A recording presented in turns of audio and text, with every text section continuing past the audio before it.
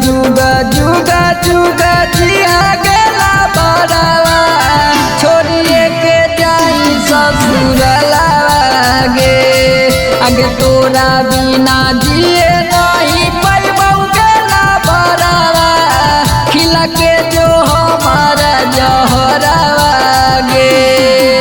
जुगा जुगा जुगा जुगा जिया गेला बड़ावा छोड़िए के जाई ससुरला गे अगे तोरा बिना जिंदा नहीं रहबे करे जावा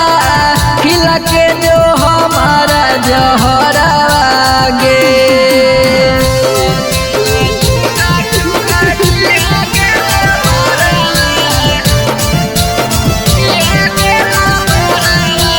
Mixed by Nepha Music Sonu.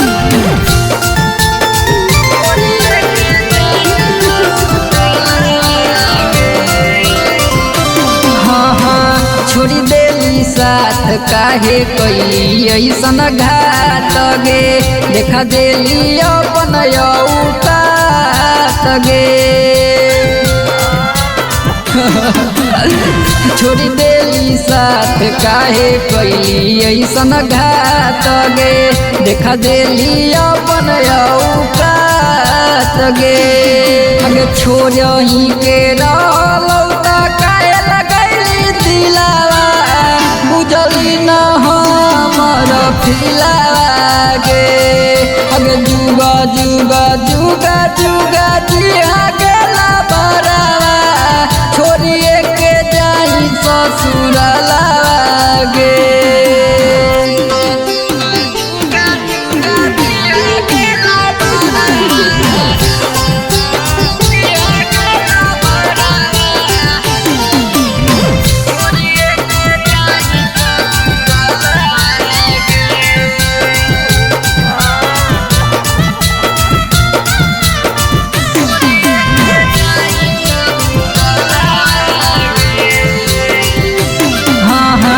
Shankar से नाता जुड़ली नंदन से तोड़ली गे काहे जन्मुआ लेली मोर गे